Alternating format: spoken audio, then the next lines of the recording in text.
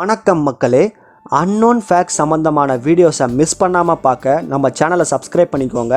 மறக்காமல் பக்கத்தில் இருக்க பெல் ஐக்கனை கிளிக் செஞ்சுக்கோங்க வீடியோஸை மிஸ் பண்ணாமல் பார்க்க.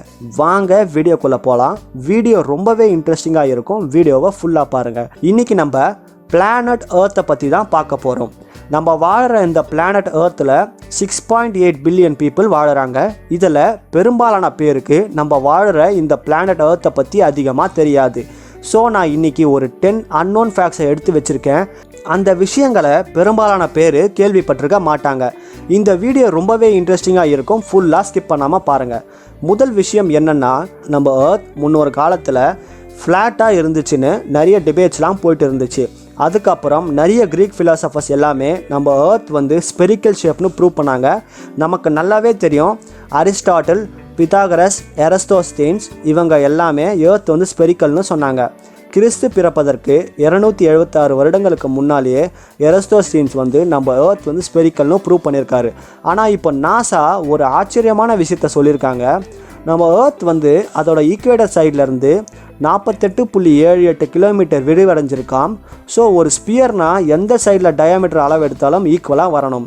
நம்ம earth north pole to south போலோட டயாமீட்டர் 12,714 கிலோமீட்டரும், ஈஸ்ட் டு வெஸ்ட்டில் 12,756 கிலோமீட்டரும் இருக்குது. ஸோ நம்ம எர்த் ஒரு பர்ஃபெக்ட் ஸ்பியர் இல்லைன்னு சொல்லியிருக்காங்க. ஸோ நம்ம ஸ்கூல்லலாம் எர்த் ஸ்பெரிக்கல்னு சொல்லியிருப்பாங்க. அந்த விஷயம் எல்லாமே பொய்.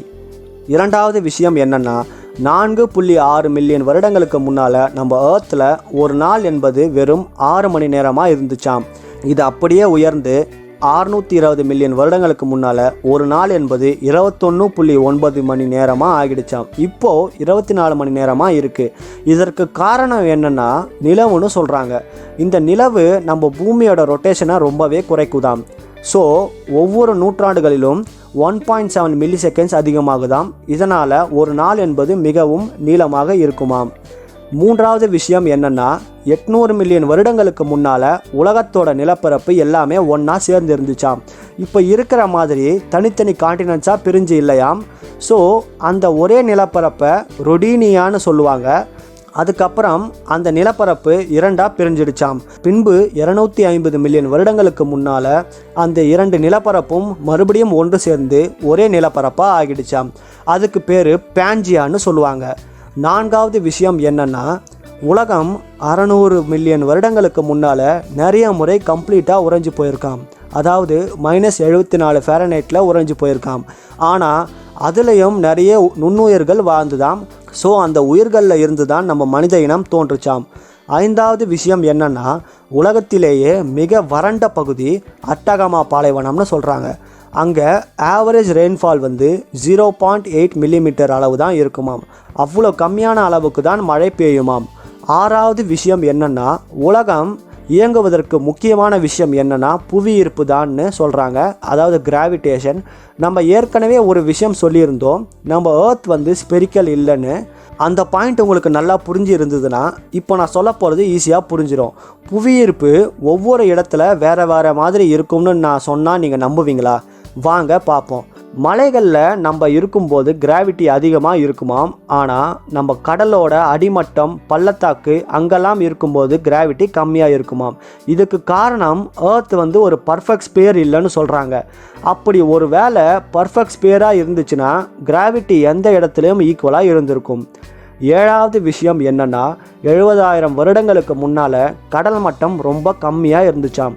ஆனால் இப்போது க்ரீன் ஹவுஸ் எஃபெக்ட் அப்புறம் சில பல காரணத்தினால கடல் மட்டம் ரொம்பவே அதிகமாகிடுச்சாம்.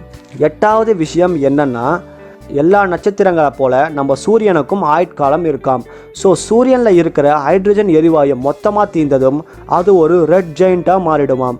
அதாவது இப்போ இருக்கிற சைஸை விட 100 மடங்கு பெருசாக ஆகிடுமாம். அப்புறம் 2000 மடங்கு அதிகமாக வெளிச்சம் தருமாம். இப்போ அடிக்கிற வெயிலே நம்மளால் தாங்க முடியல. இந்த மாதிரி ஆச்சுன்னா என்ன ஆகும்னு பாருங்கள். கம்ப்ளீட்டாக நம்ம சோலார் சிஸ்டமே எவாப்ரேட் ஆகிடுமாம் ஒரு ஃப்ராக்ஷன் ஆஃப் செகண்டில். சூரியன் அதை சுற்றி இருக்கிற எல்லாத்தையும் அழிச்சிட்டு தன்னைத்தானே அழிச்சுக்குமாம். பட் கவலைப்படாதீங்க, இது 5 பில்லியன் வருடங்களுக்கு அப்புறம் தான் நடக்குமாம். 9வது விஷயம் என்னென்னா, நம்மளாம் மூணை மட்டும்தான் எர்த்தோட நேச்சுரல் சேட்டலைட்னு நினச்சிட்டு இருக்கோம். ஆனால் அது உண்மை இல்லை. மூணை போலவே எர்த்தை இன்னொரு விஷயமும் சுற்றிட்டு இருக்குது. அதுக்கு பேர் 3753 குருத்தின்னு சொல்லுவாங்க. இதை 1986 கண்டுபிடிச்சிருக்காங்க. இந்த விஷயம் அவ்வளவா யாருக்கும் தெரியாது. 10வது விஷயம் என்னன்னா, நமக்கெல்லாம் சூரிய கிரகணத்தை பற்றி நல்லாவே தெரியும். இந்த சூரிய கிரகணங்கள் நம்ம சோலார் சிஸ்டமில் ஏர்த்தில் மட்டும்தான் நிகழுமாம், வேற எங்கேயும் நிகழாதாம். இப்போது போனஸ் ஃபேக்ட்ஸும் பார்த்துடலாம். முதல் விஷயம் என்னென்னா, நம்ம சோலார் சிஸ்டமில் ஏர்த்தில் மட்டும்தான் வாட்டர் 3 ஸ்டேட்ஸ்லேயும் இருக்குமாம், அதாவது சாலிட், லிக்விட், கேஸ். இரண்டாவது விஷயம், இப்போ நம்ம இருக்கிற நிலைமைக்கு இந்த விஷயம் சாத்தியம் இல்லை, இருந்தாலும் ஒரு அசம்ஷன் தான்.